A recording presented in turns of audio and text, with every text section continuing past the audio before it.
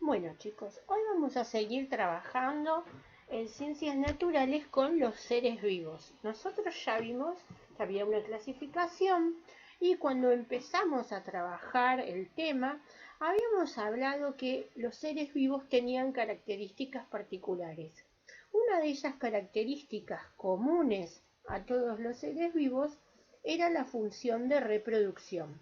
Hoy vamos a empezar a hablar de la reproducción. Bien, ¿qué es la reproducción? Es el proceso por el medio del cual se crean nuevos individuos, ¿sí? Y la característica fundamental es que ese organismo tiene como resultado que viene de otro organismo, ¿sí? O sea, la reproducción da como resultado otro organismo. ¿Cuál es la función esencial de la reproducción? La perpetuación de la especie. ¿Qué quiere decir? Van naciendo nuevos individuos y la especie va a continuar, ¿sí? Entonces, esta es la función más importante. Nosotros tenemos que los seres vivos, para dar origen a otro ser similar, tienen dos formas de reproducción. Una puede ser la reproducción sexual y la reproducción asexual. Estos dos tipos de reproducción se diferencian porque en la reproducción asexual hace falta un solo individuo. Ese individuo puede producir descendientes solo con la necesidad de un solo individuo. En cambio, en la reproducción sexual intervienen dos individuos que producen células sexuales o gametos y éstas se tienen que unir para formar un nuevo ser. Nosotros hoy vamos a empezar a desarrollar un tipo de reproducción, la reproducción asexual. ¿Por qué se caracteriza este tipo de reproducción? Primer punto, interviene un solo progenitor, o sea, un solo individuo. No participan los gametos serían los espermatozoides y los óvulos. Los descendientes son exactamente iguales al progenitor. Iguales o idénticos significa lo mismo. Y utilizan la mitosis o la fisión como proceso reproductivo. Esto tiene que ver con la forma en que se divide la célula. Vamos a ver de qué se trata. Bien, una de las formas de reproducción asexual es la bipartición. ¿Qué quiere decir la bipartición? Bueno, si vemos el gráfico de abajo de la diapositiva, podemos ver que también este tipo de reproducción se llama escisión. Escisión significa dividir, dividir en dos, y se caracteriza por una duplicación del ADN. ¿Qué quiere decir? Se va a dividir esa célula, ¿sí? Y se van a producir dos hijas exactamente idénticas a la que le dio origen. Acá tenemos el ejemplo también gráfico, ¿ven? Cómo el organismo se divide en dos partes idénticas, ¿sí?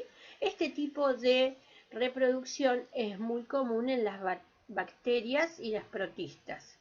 ¿Ven cómo se alcanza a dividir? Que se ve cómo se va a separar y se produce la división y quedan dos exactamente iguales.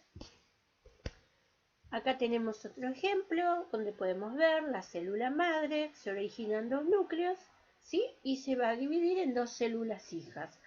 Arriba hay un gráfico y abajo es una fotografía tomada de un microscopio.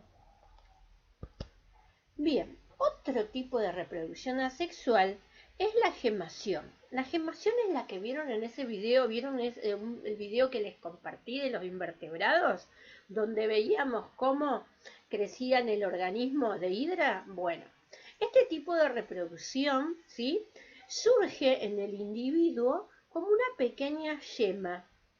¿Qué quiere decir una yema? Como una extensión en su cuerpo que sale como una protuberancia. Este tipo de reproducción es común en las levaduras y en las hidras, como les decía, la que vimos nosotros en el video de animación de 3D. Miren, acá la podemos ver nuevamente en una foto. En este caso no es una animación, sino que es real, ¿sí? Y ahí podemos ver, una vez que madura el individuo que está creciendo, esa protuberancia en el cuerpo del individuo progenitor, se va a separar y se produce el crecimiento de otro individuo. Otro tipo de reproducción es del otro animal que aparecía en el video que estuvimos viendo, que es la reproducción de la hidra de agua dulce, que es la regeneración, es la que se cortaba en pedacitos en el video. ¿Qué quiere decir aquí? Este tipo de reproducción también puede ser llamado fragmentación. Fíjense lo que pasa acá, como pasaba en el ejemplo del video, lo que le pasa a la estrella de mar. A partir de un fragmento de su propio cuerpo, ¿sí?, pueden dar origen a un nuevo individuo idéntico a él. Acá está el ejemplo, miren acá en el caso de la planaria, como si ella queda dividida en dos, fíjense cómo se vuelve a regenerar la cola en el primer caso y en el segundo caso se le regenera la cabeza.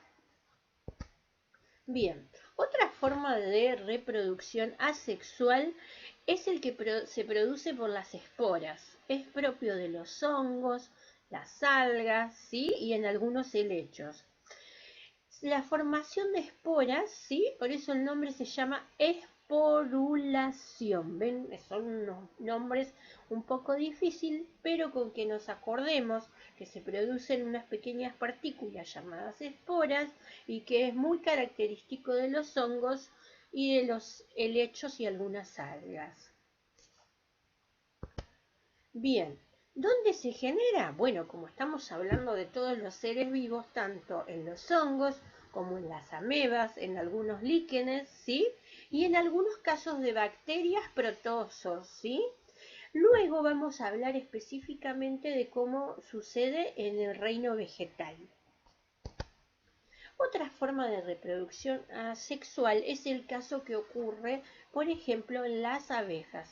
Este tipo de reproducción asexual se llama partenogénesis.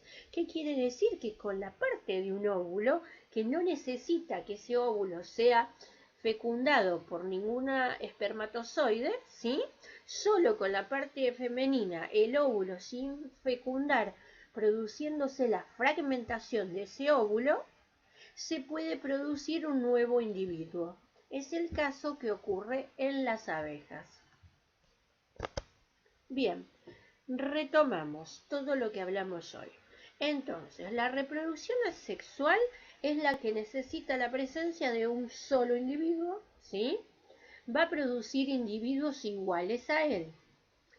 Recordamos que conocimos algunos de los modelos de reproducción asexual, que son la bipartición, que se dan los organismos unicelulares, la unidad reproductiva es una célula, ¿sí?, y la célula se divide en dos partes.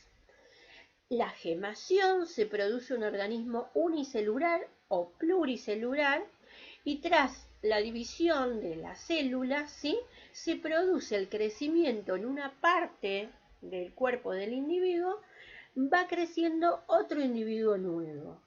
La esporulación se produce en la división sucesiva del núcleo también de la célula, ¿sí?, en cada una de esas esporas que van a generar un nuevo individuo. Recordemos la regeneración y la fragmentación. Recuerden lo que pasaba en el caso de la estrella de mar, que podría, ¿sí?, a través de, por ejemplo, si perdía uno de los picos de partes de su cuerpo, puede regenerarse en su propio cuerpo y surge un organismo nuevo. Y la fragmentación, tenemos que si al mismo individuo lo fragmentamos, van a surgir 3 individuos nuevos. Bien, el desafío que les propongo es que ustedes investiguen sobre la teoría de la generación espontánea. Hace mucho tiempo, ¿se acuerdan cuando les expliqué la historia de cómo se clasificaban los animales y todos los seres vivos? Había algunas personas que tenían una teoría de cómo se había organizado o cómo había surgido la vida. Una de estas teorías se la conoce como la generación espontánea. Les propongo en el Classroom que me expliquen bien qué es la reproducción, para qué sirve, qué es la reproducción asexual y que me cuenten e investiguen a qué se llama la teoría de la generación espontánea.